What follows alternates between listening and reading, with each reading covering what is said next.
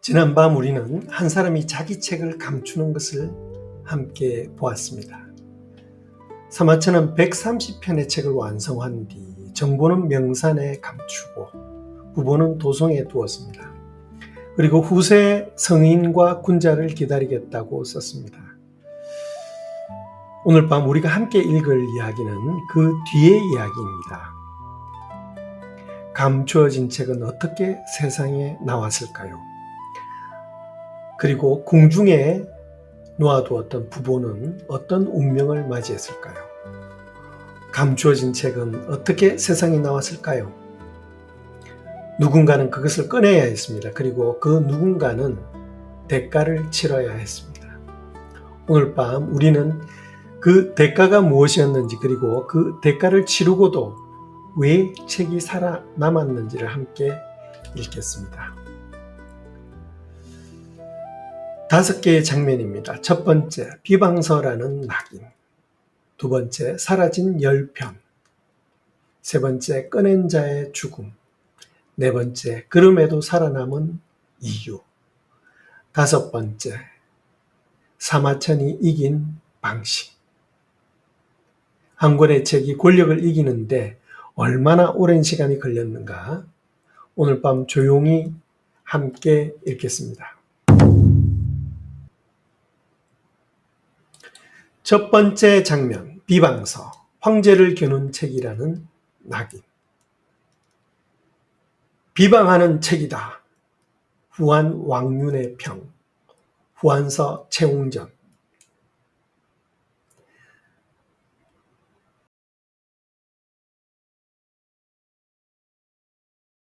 사기가 완성된 뒤 300년쯤 지난 어느 날 후한의 사도 왕윤이 사기를 이렇게 불렀습니다. 비방서.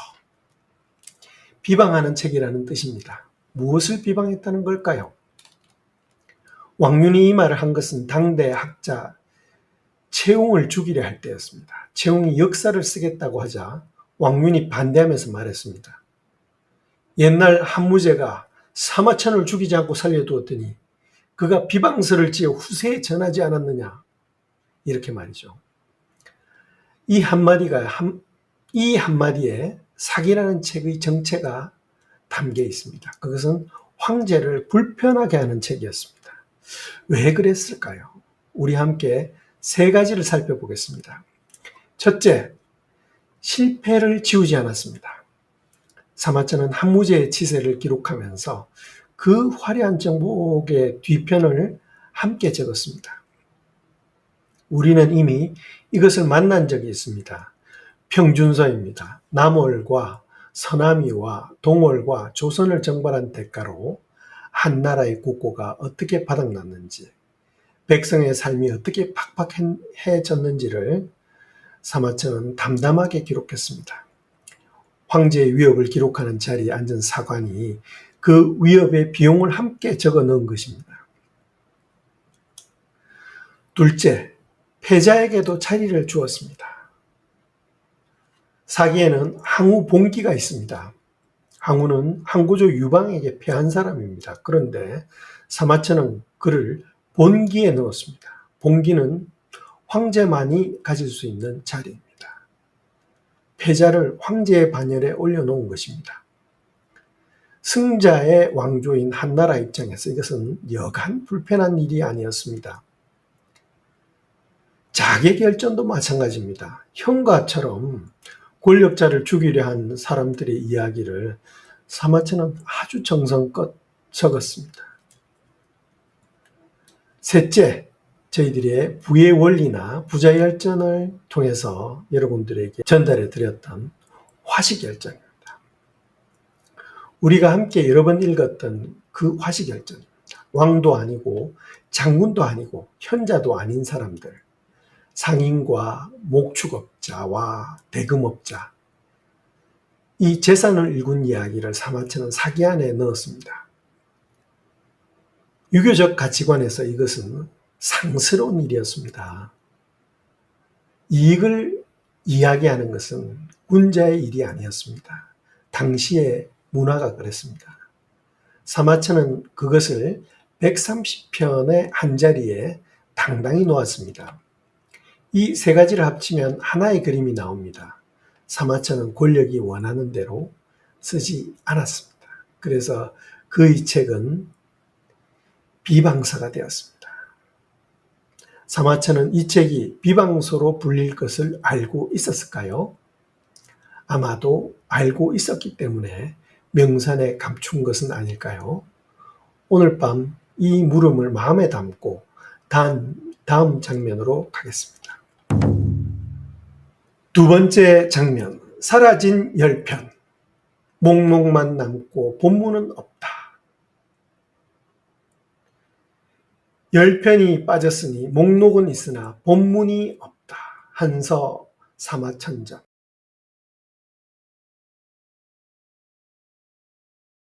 사기는 130편입니다. 사마천 자신이 그렇게 기록했습니다. 그런데 사마천이 죽고 100여 년 뒤 방구가 한서를 쓰면서 이렇게 적습니다. 10편이 빠졌다고. 목록은 있는데 본문이 없다고. 유록 무서. 목록은 있으나 책이 없다. 이 짧은 네 글자가 무엇을 뜻하는지 우리 함께 생각해 봅시다. 목록이 있다는 것은 사마천이 그 편을 분명히 썼다는 뜻입니다. 목차에 이름이 올라와 있습니다. 그런데 본문이 없습니다. 무엇이 사라졌을까요? 구대 학자들이 추정한 목록에는 이런 편들이 들어있습니다. 효경봉기, 효무봉기, 예서, 악서, 병서, 그리고 여러 열전들. 여기서 우리는 잠깐 멈춰야 합니다. 효경봉기와 효무봉기는, 효경은 한무제의 아버지 경제이고 효무는 한무제 자신입니다. 사마천을 궁형에 처한 바로 그 황제, 그리고 그 아버지, 두 사람에 대한 기록이 사라졌습니다. 이것을 어떻게 읽어야 할까요? 우리 함께 두 가지 시선을 놓고 보겠습니다. 한쪽 시선은 이렇습니다. 한무제가 자기에 대한 기록을 보고 분노해서 없앴다는 것입니다. 위괭이라는 후한의 학자가 이런 취지의 기록을 남겼습니다. 무제가 이 두 편을 읽고 놓아여 깎아 없앴다고. 다른 한쪽의 시선은 이렇습니다. 오랜 세월이 흐르는 동안 자연스럽게 유실됐다는 겁니다. 죽간에 쓴 책이 200년, 300년을 지나면서 일부가 흩어지거나 썩는 일은 당시에 드물지 않았다고 합니다. 어느 쪽이 맞는지 우리는 확정할 수 없습니다. 오늘 밤 우리는 결론을 내리지 않겠습니다.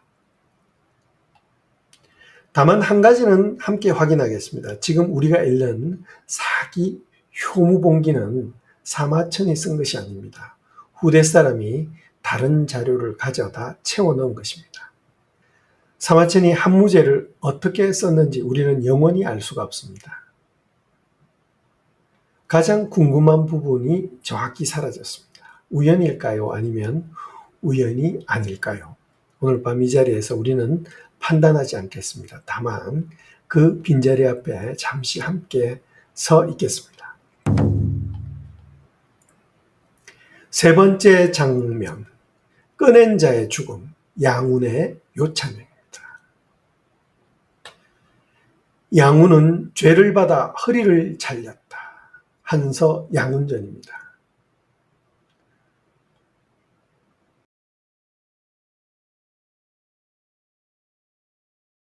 사마천에게는 딸이 하나 있었습니다. 그 딸이 양창이라는 사람과 혼인을 했습니다. 양창은 훗날 승상까지 오른 사람입니다. 그 사이에서 아들이 태어났습니다. 이름은 양운. 사마천에게는 외손자가 됩니다. 양원은 어려서부터 총명했습니다. 그리고 외조부의 책을 읽었습니다. 집안에 감춰져 있던 사기를 말이죠. 그는 이 책에 감동했습니다. 그리고 이렇게 뛰어난 책이 세상에 알려지지 않는 것을 매우 안타까워했습니다. 한 선제에 이르러 양운은 이 책을 조정에 헌상하고 세상에 알렸습니다. 사기가 처음으로 공개적으로 유통되기 시작한 것이 이때입니다. 사마천이 죽은 지 약 20년쯤 지난 뒤였습니다. 한서는 이 대목을 짧게 적었습니다. 선포언, 세상에 널리 알렸다고. 그러나 이야기는 여기서 끝나지 않습니다. 양훈은 성품이 고닫고 말이 거침이 없었습니다. 그는 조정의 부정부패를 비판했고 권력자들을 불편하게 했습니다. 결국 그는 파면당했습니다. 그리고 파면당한 뒤 친구에게 편지 한 통을 씁니다. 자신의 심경을 토로한 편지였습니다. 그 편지가 문제되었습니다. 황제를 원망하는 내용이라는 죄목이 붙었습니다. 기원전 54년 양훈은 요참형에 처해졌습니다. 허리를 자르는 형벌입니다. 사마천이 궁형을 받았고 그의 아끼는 외손자는 허리가 잘렸습니다. 한 집안이 두 대에 걸쳐서 이 책의 대가를 치렀습니다. 그리고 양훈이 죽은 뒤 사기는 다시 조용해집니다. 세상에 나왔던 책이 다시 그늘로 들어갔습니다. 사기가 널리 읽혀지기 시작한 것은 그로부터도 한참 뒤의 일입니다. 책을 세상에 내놓는 일이 목숨을 거는 일이었던 시대가 있었습니다. 양훈은 그것을 알면서도 꺼냈을까요? 아니면 너무 순진해서 몰랐을까요? 오늘 밤 우리는 그를 위해 잠시 조용히 있겠습니다. 네 번째 장면, 그럼에도 살아남은 이유. 세상에 널리 알렸다. 한서 사마천전.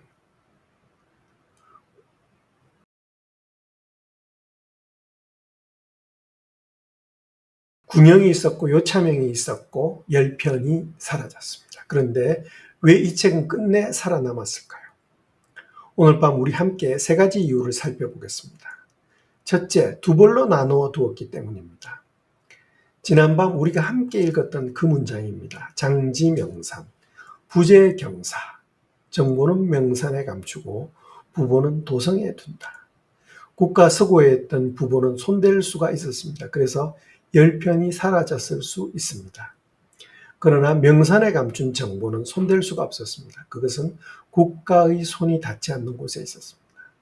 사마천의 대비가 작동한 셈이 된 것입니다. 둘째, 글자 수를 세워놓았기 때문입니다. 52만 6,500자. 사마천이 직접 기록해둔 숫자입니다.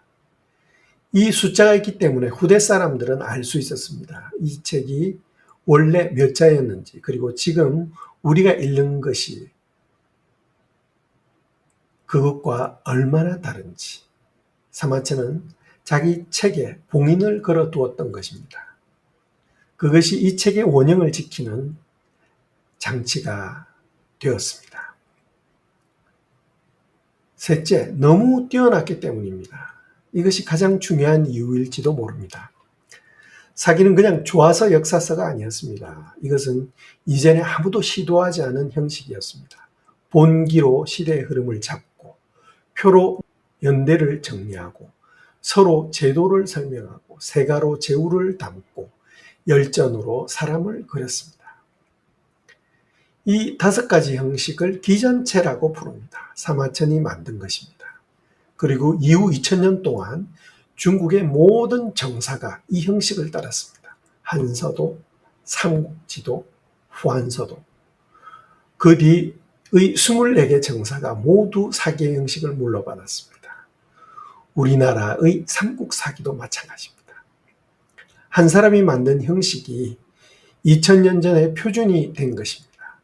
이런 책은 지울 수가 없습니다. 지우려고 해도 이미 너무 많은 사람이 배우고 있기 때문입니다. 권력은 한 권의 책은 없앨 수 있습니다. 하나의 형식은 없앨 수가 없습니다. 사마천은 자기의 책을 지키기 위해서 3가지를 했습니다. 나누어 두었고, 봉인했고, 그리고 무엇보다 잘 썼습니다. 이 셋 중에 무엇이 가장 결정적이었을까요? 5번째 장면입니다. 사마천이 이긴 방식. 사람과 하늘의 경계를 구명하고 옛날과 지금의 변화를 꿰뚫는다. 사마천 보임안서.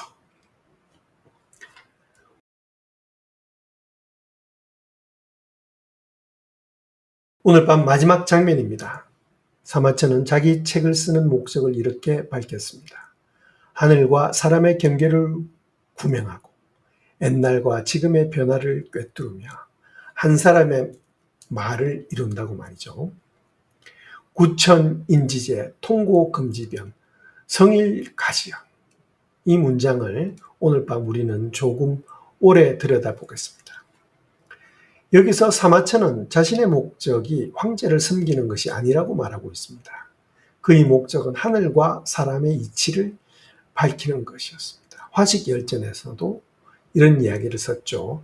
이치를 아는 자는 부를 부리고 이치를 모르는 자는 부의 부림을 당한다고 말이죠.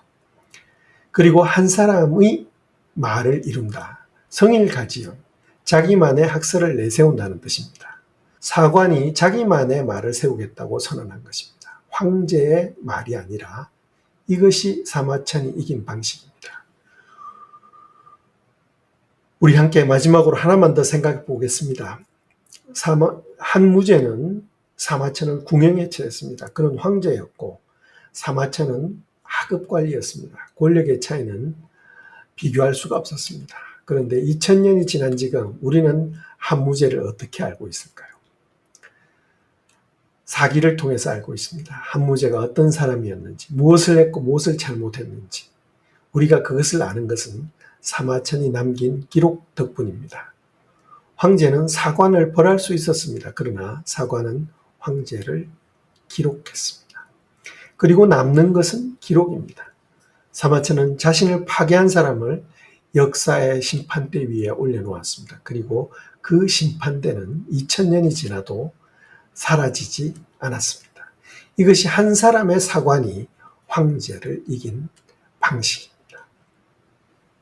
오늘 밤 마지막으로 함께 생각해 보고 싶습니다. 권력은 사람을 벌할 수 있습니다. 그러나 기록은 벌할 수 없습니다. 사마천은 그것을 알고 있었기 때문에 살아남기를 택했는지도 모르겠습니다. 두 밤에 걸쳐 우리는 한 사람의 이야기를 함께 읽었습니다. 첫 밤에는 그가 무엇을 치렀는지 읽었습니다. 이릉을 변호했고 사형을 받았고 궁형을 택했고 결국 살아남았습니다. 오늘 밤에는 그의 책이 무엇을 치렀는지를 읽었습니다. 비방서로 불렸고 1편이 10편이 사라졌고 그것을 꺼낸 외손자는 허리가 잘렸습니다.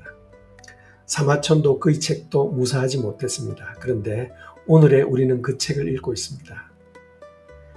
이 사실을 오늘 밤 마지막으로 함께 확인하고 싶습니다.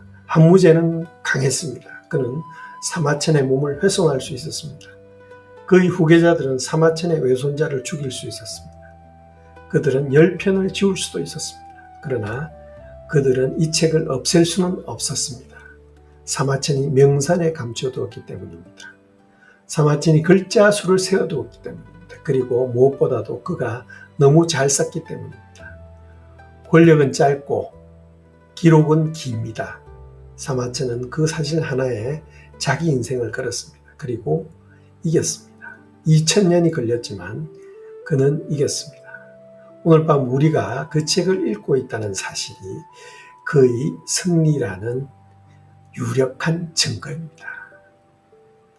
한밤의 책방이었습니다.